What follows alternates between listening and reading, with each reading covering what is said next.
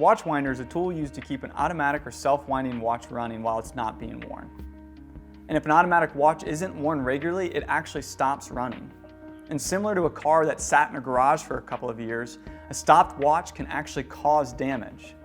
So adding a watch winder to your collection is a great way to maintain the longevity of your timepieces.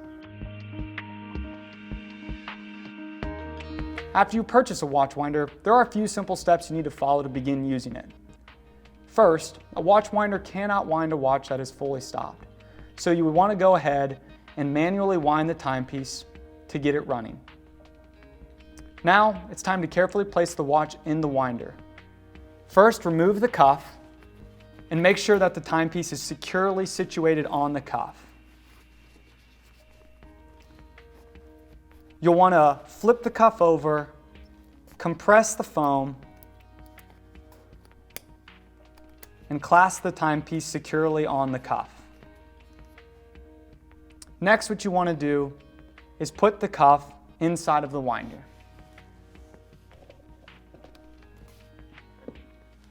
Finally, turn on the winder.